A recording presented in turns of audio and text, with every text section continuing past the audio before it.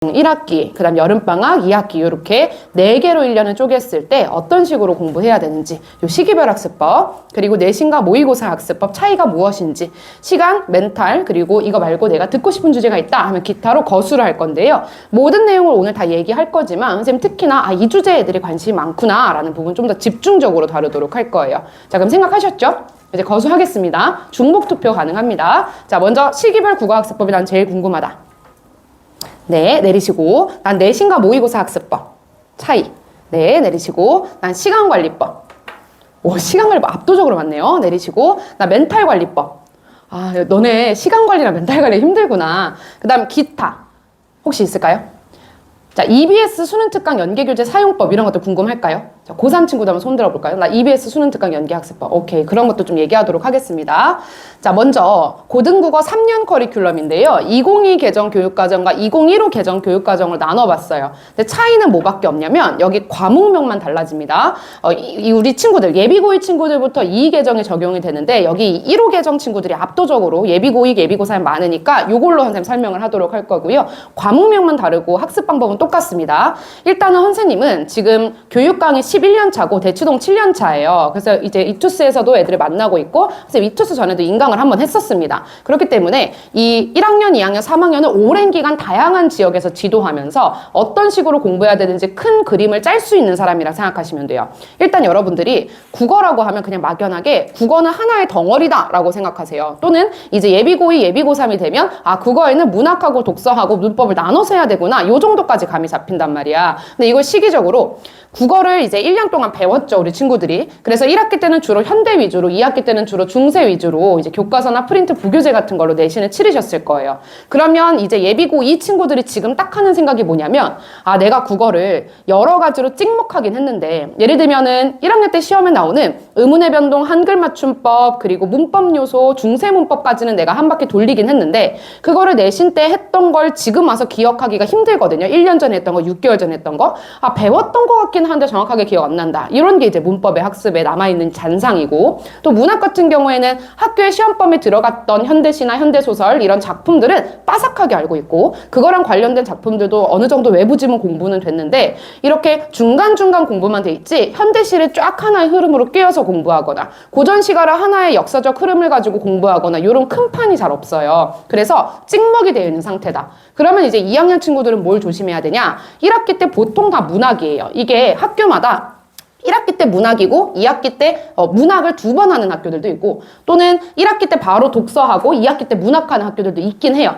그치만 대부분의 일반고들은 1학기 때 문학, 2학기 때 독서가 거의 국룰이거든요. 그러면 1학기 때 문학을 하게 되면 여러분들이 고전문학, 온문문학, 산문문학, 현대문학을 골고루 배우게 되니까 느낌이 어떤 거냐면 1학년 때는 내가 현대시 조금, 고전시가 조금, 현대소설 조금 이렇게 한 번 내신 때 한두 작품씩 보통 집중적으로 다뤘다면 2학년 때는 시험 범위가 좀 폭발적으로 증가하면서 나에게 좀 생소한 극갈래, 예를 들면 극갈래 2가지 있잖아. 뭐랑 뭐 있지 얘들아? 희곡하고 시나리오 있잖아. 이런 개념들 잡으셔야 된다고요. 그리고 수필 중에서도 고전 수필과 현대 수필이 어떻게 다른지, 그리고 고전 시가 같은 경우도 역사적 관례를 쫙 얘기할 수 있어야 돼요. 처음에 삼국시대의 고대가요부터 시작해서 그 다음 통일신라 시기의 향가, 고려시대의 고려가요, 고려 말에 발생해서 조선 초기를 거쳐 현대까지 살아남은 시조, 시조 중에서도 평시조, 연시조, 사설시조, 그리고 가사도 알고 계셔야 되는 거예요. 이것들을 딱 고전 시가를 처음 보는 작품을 띡 줬을 때 이거 형식을 보니까 이거 8구체 향가다, 이거 10구체 향가다, 이거 분절체니까 고려가요다, 이거는 연시조다, 이거는 전기가사다, 이렇게 나와야 된다는 거야. 근데 역사적 관례 학습이 지금 안 돼 있죠? 그거 지금 남은 3주 정도 기간 동안 하셔야 돼요.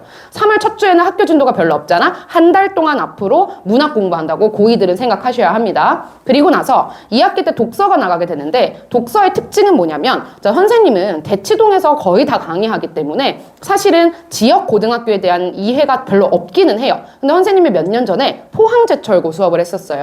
전국 단위 자사고 수업을 하면서 전국에서 학생들을 모집하는 그 전국 단위 자사고가 대한민국에 10개가 있거든요. 그 중에 이제 하나인 포항제철고를 제가 잠깐 수업을 했었었는데, 그때 이제 시험 범위를 보니까 내가 지방이라고 생각해서 조금 시험이 쉽지 않을까라고 했는데 전혀 아니야. 부산은 진짜 학군지고 포항을 준비하면서 부산 지역 인근 기출들도 보다 보니까 되게 시험이 어렵더라고요. 그리고 범위가 넓어. 학교 선생님들이 교과서도 쓰지만 부교재도 쓰고 다른 것들도 쓰고 적극적으로 시험 시험범위 많이 낸단 말이죠. 그러면 2학년 2학기 독서 때 어떤 현상이 일어나냐면 학교 교과서에 실려있는 독서는 굉장히 지문이 쉽거나 아니면 평가원과 교육청이 추구하는 수능의 방향과 많이 상이해요. 그렇기 때문에 여러분들 2학년 2학기부터 수능 대비 어느 정도 더 집중해서 하셔야 되죠. 그래서 학교 선생님들께서 학력평가, 평가원 이런 모의고사 지문을 시험범위에 포함시키는 학교들이 일반고 중에서도 상당히 많은 걸 선생님이 확인을 했어요. 그리고 부교재도 쓴단 말이야.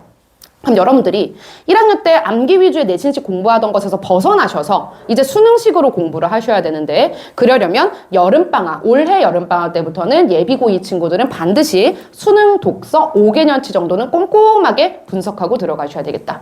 그 다음 예비고3 얘기해 볼게요. 예비고3은 이제 이거 다 끝났죠? 화작하고 엄매 중에 선택할 거예요. 선생님 말 맞는지 한번 확인해 볼게. 우리 학교는 3학년 1학기 국어 과목이 둘 중 하나 선택이다. 손. 대부분 그렇죠. 그러면 3학년 1학기가 독서인 친구들 손 들어볼까? 어느 정도 있네요. 그 다음 문학인 친구들 아마 거의 없을 거예요. 그래서 보통 이렇게 2개 중에 고르라고 하는데 나 엄매 골랐다. 손 들어볼래? 엄매. 대부분 다 엄매 고르거든요. 내리시고 이 언어와 매체 즉 문법이라고 하는 이 과목 있잖아요. 이게 3학년 1학기 때 내신에 들어가면 이때 시험범위 특징이 뭐냐면 과목명은 엄매야. 내지는 화작 고른 친구들도 있죠. 과목명은 화작이야. 근데 시험에는 화법과 작문이 나오는 게 아니에요. 언어와 매체가 나오는 게 아닙니다. 시험은 뭘로 이루어지냐면 EBS 수능 특강, 고3 수능 연계교재인 EBS 수특의 문학편 들어갈 거고요. EBS 수능 특강에 문법편 들어갈 거예요. 언어와 매체 중에 언어 파트. 그러니까 3학년 1학기는 전국의 학교들이 다 EBS로 수업하는 게 국룰입니다. 여기다가 교과서 살짝 넣고 부교재 살짝 넣고 프린트물 살짝 넣고 학력평가 살짝 넣고 이런 식이거든요. 그렇기 때문에 여러분들이 예비 고3 친구들은 지금 첫 번째로 가장 중요하게 하셔야 되는 게 뭐냐면 문법 개념 공부하셔야 돼요. 근데 이때 문법이라고 하면 내가 여태까지 공부했던 개념서, 내가 여태까지 공부했던 기출문제 말고 자 예비 고3들 수능 특강 구매하셨죠? 아직까지 구매 안 하셨으면 큰일 난 겁니다. 지금 모든 게 다 나왔어요. 문학까지. 구매를 하세요, 일단. 3권은 사셔야 되죠. 문학 한 권, 독서 한 권, 나의 선택 과목에 따라서 화작 또는 엄매 한 권 구매하셔야 돼요. 엄매라고 전제하고 얘기를 해볼게요. 대부분이 엄매니까. 그럼 3권을 사셨으면 엄매를 1회독을 돌리시는데 1회독을 돌릴 때 주의할 점이 뭐냐면 수특을 보면은 앞에가 이제 교과서 개념학습이라고 1부가 구성돼 있어요. 2부는 적용학습이라고 되어 있고 3부는 실전학습이라고 되어 있어요. 그래서 개념학습은 말 그대로 개념서가 있는 부분이고 적용학습은 문제가 있는 부분이고 실전학습은 적용학습하고 똑같이 문제가 있는데 섞여 있는 문제들이에요. 이해됐죠? 그러면 이 학교에서 이걸 가지고 내신을 할 거야. 내지는 우리 학교는 선생님 수특 안 쓰고 교과서 문법으로 하는데요. 우리는 부교재 문법으로 하는데요. 그래도 수능을 위해서는 어쨌든 보셔야 돼요. 근데 여러분이 수능 특강 문법편을 딱 펼치면 무슨 생각이 드실 거냐면 개념은 내가 다 아는 거다. 개념은 내가 1학년 때, 2학년 때 공부했던 거니까 쉽다. 여러 번 봤던 거니까. 그런데 문제를 풀려고 하잖아요. 그럼 안 풀릴 겁니다. 수능 특강이 특징이 뭐냐? 문학하고 독서는 문제가 겁나 쉬워요. 근데 엄매편은 문제가 겁나 어렵습니다. 그렇기 때문에 적용학습에 굉장히 치중을 두셔서 학습을 하셔야 돼요. 그리고 개념 부분 보실 때는 뭘 주의하셔야 되냐면 그냥 무지성으로 1회독 읽으면서 하는 게 아니라 수능 특강은 기본 개념과 심화 개념으로 이루어져 있는데 본문글 말고 중간중간에 박스가 들어가가지고 추가 뭐 플러스 이렇게 들어가는 것들이 있어요. 그런 내용이 고1, 2 교과서에는 없는 생소한 내용이 많아요. 근데 그런 내용이 보통 학술 논문에서 따온 것들이기 때문에 그 아주 구체적인 것을 얘기한단 말이야. 예를 들어볼게. 뭐 여러분들이 시제를 배웁니다. 그러면은 문법 요소 중에 시간 표현이 있고 그 중에 시제랑 동작상이 있잖아. 그럼 시제를 배워. 그러면 시제를 실현하는 방법이 시간 부사어가 있고 선어 말어미가 있고 관용사형 전성어미가 있다. 이렇게 배우죠. 그리고 나서 그 내용들이 선어 말어미가 뭐뭐가 있는지 쫙 나열해. 그 다음에 그 플러스 내용에 그런데 이 중에서 이 선어 말어미 get 같은 경우에는 미래 시제를 나타내기도 하지만 화자의 의지를 드러내기도 하고 가능성을 나타내기도 하고 완곡한 거절을 나타내기도 한다 라는 부분이 되게 디테일하게 적혀 있다고. 용례까지 함께 해서. 근데 그런 부분에 대해서 올해 수능에서 이제 지문형 문제 있죠? 지문 딱 주고 2세트 푸는 거. 그거에서 출제될 수 있다는 거야. 그런 식으로 소재 연계가 되거든요. 그렇기 때문에 개념 부분은 곁다리 부분을 주의해서 보시고 문제는 생각보다 난이도가 정말 어렵습니다. 그래서 꼼꼼하게 지금 미리 다 끝내고 들어가세요. 3학년 1학기 개학하기 전에. 그 다음 문학 같은 경우 요거 지금 얘기 나온 김에 말할게. 그 수능 특강을 어떻게 이제 연계교재를 학습해야 되냐, 내신을 위한 공부랑 수능을 위한 공부 두 가지로 분류해서 말씀드릴 텐데, 일단은 내신을 위한 공부는 문학이 가장 주요하게 들어갈 거예요. 근데 문학이 시험범에 들어가면은 보통 많이 하기 어려워. 왜냐면 개념학습, 그 적용학습 한 강에 작품이 보통 2개가 있거든요. 시는 2개, 소설은 1개가 있단 말이야. 그러면 학교에서 진도 나갈 때 시험 범위에 한 15개 정도 진도 나가면 많이 나간 거거든요. 그렇기 때문에 이 적용학습으로 따지면 한 7개에서 8개 강 정도밖에 안 들어가고, 조금 진도가 빠른 학교는 10개 강 정도밖에 안 들어가요. 근데 그 10개 강이라고 하면 수능 특강 전체 분량의 5분의 1도 안 되는 분량이거든. 그렇기 때문에 내신에서는 특징이 뭐냐, 시험 범위를 선택해. 학교원쌤이 야, 현대시에서 요거 할 거고, 그 다음에 현대소설에서 요거 할 거야. 중요해 보이는 작품을 랜덤하게 고르시기도 하지만은 앞에부터 순서대로 1, 2, 1, 2, 1, 2, 1, 2 이렇게 갈래별로 나가기도 해요. 그럼 어쨌든 정해졌잖아? 전체 범위는 요만큼 넓은데 내 내신 범위는 요만큼이라고. 근데 그 요만큼은 여태까지 1학년, 2학년 때 내신 공부 하셨잖아요? 그것처럼 똑같이 하시면 돼요. 한 작품 한 작품 깊이 있게 들어가고, 문제풀이 많이 하고, 외부 지문 출제될 것 같은 거 비슷한 동시대나 주제 똑같은 거 보시면 돼요. 이게 우리 1, 2학년 때 내신학습법이잖아. 그렇게 가시면 됩니다. 근데 수능을 위해서는 어떻게 보셔야 되냐면, 3권으로 나누었을 때 문학, 독서, 엄매가 있다고 했잖아요? 그러면 가장 중요한 거는 문학의 시작품, 그리고 독서에서의 소재와 배경 지식이에요. 이게 무슨 말이냐, EBS 연계가 기존에 70%였다가 몇 년 전부터 50%로 연계율이 낮아졌어요. 그리고 더 중요한 건 연계율의 숫자에 현혹되면 안 되는 게, 연계하는 방식이 직접 연계에서 간접 연계로 바뀌었습니다. 그렇다는 건 체감 연계율이 확 떨어진다는 거야. 예전에 같은 경우에는 모의고사의 지문이 모나기 4세트가 나오잖아요. 근데 그 4세트 중에서 하나만 비연계였어. 나머지 3개는 다 연계였다고. 소설도 연계, 시도 연계. 그러니까 EBS 공부가 개꿀인 거야. 이해되셨죠? 그래서 애들이 EBS 미친 듯이 봤어. 근데 이게 조금 변별력이 좀 낮아지니까, 아 그러면 문학 좀 어렵게 가보자. 요즘 수능 트렌드 어때? 고3들 알지? 독서가 어려워, 문학이 어려워? 문학이 어려워요. 예전에는 독서가 어려웠다? 요즘엔 문학이 어려워. 그리고 상위권 친구들일수록 문학이 더 어렵다고 이야기를 해. 만약에 본인이 난 독서가 훨씬 어려운데? 이러면 둘 중 하나예요. 문학 공부가 너무 잘 돼 있거나, 아니면 독서를 읽을 줄을 모르거나, 둘 중에 하나거든요. 그래서 지금은 문학이 어려운 게 맞습니다. 여러 가지 데이터를 종합해 봤을 때. 그러면 여러분들이 체감 연계율이 낮아졌기 때문에 4지문 중에 3지문이 연계고 하나만 비연계였었다고 했잖아. 근데 요즘에는 2지문이 연계면 굉장히 연계가 많이 된 거예요. 그러니까 50% 이상이 비연계라고. 4지문 나오면은 이 중에서 보통 2지문은 생짜 비연계 나오고, 그리고 나머지 2지문은 연계에서 연계랑 같이 함께 있는, 가는 연계, 나는 비연계, 이런 식으로 묶어버린다고, 시 같은 경우에는. 그러면 시가 중요하겠지. 왜냐면 소설은 아무리 내가 공부를 해도 어차피 다른 영역에서 나오잖아. 수특에 실려있는 부분은 발단이야, 소설에. 그런데 이 실제 시험에서는 위기가 나온다고요. 절정이 나오고. 그렇기 때문에 소설은 가성비가 떨어져요. 시를 무조건 중심으로 보셔야 되는데, 시에서 현대시하고 그리고 고전시가, 그리고 우리 수능 특강 말고 뭐도 있지? 여름에 나오는 수능 완성도 있잖아, 얘들아. 수능 완성은 한 권으로 묶어서 나오잖아요. 그 수능 완성에 실려있는 현대시랑 고전시가도 있잖아. 그렇게 합치잖아요. 그러면 온문문학이 100작품 정도 돼요, 대략적으로.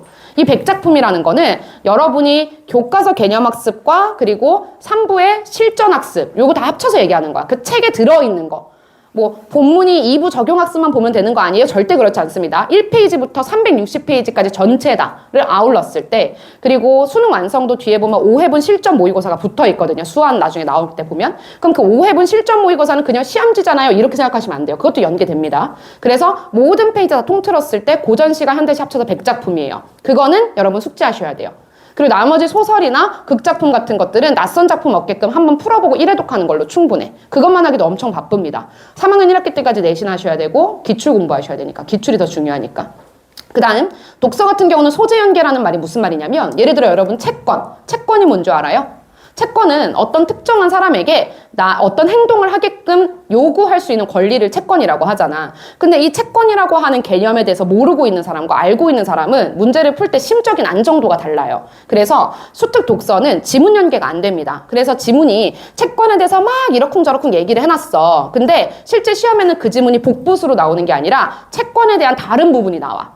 그러니까 채권을 바라볼 때 이 각도, 저 각도, 요 각도, 요 각도 여러 가지가 있을 거 아닙니까? 다른 각도에서 비틀어서 낸다고요. 그 예를 들어서 환율에 대한 내용이 나왔어, 수능 특강에. 그래서 환율에 예를 들면 우리 기출 보면 오버슈팅 이런 지문들 아시죠? 그러면 환율의 오버슈팅을 슈팅에서 설명했어. 그럼 실제로는 환율의 제이커브 현상을 낸다고. 무슨 얘기인지 알겠지? 소재가 연계돼. 그럼 여러분들이 중요한 거는 수특 문제를 풀고 마치는 게 아니야. 수특은 문학이랑 독서는 엄청 쉽다고요, 문제는. 그래서 그거 풀다가 막 자만하는 친구들 있어. 나 수특 다 맞네 이러면서. 다 맞지 않으면 바보예요, 수특은. 그래서 수특은 문제를 보실 게 아니라 지문에 이런 소재를 다루고 있구나. 이 핵심어에 대해서 나 너무 낯서네. 이거 조금 배경 지식을 내가 좀 쌓아볼까? 이런 느낌으로 접근하셔야 되고, 특히나 사회 중에서도 경제학에 관련된 용어 같은 것들, 그리고 과학도 이번 수특에는 예를 들어 생명 개념이 많아, 아니면 지구과학 개념이 많아, 물리 개념이 많아, 이런 게 있잖아. 근데 문과 친구들 또 어때요? 그런 거 모르잖아. 그러면 나 물리 부분 진짜 약한데 여기서 여기 점탄성이 나오는데 점탄성이 뭐지? 그런 것들 알아두셔야 된다고요. 소재 내용을.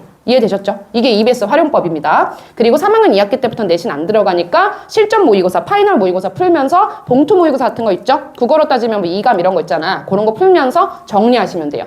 기출학습은 고등학교 3학년 1학기 때 무조건 다 끝나셔야 돼요.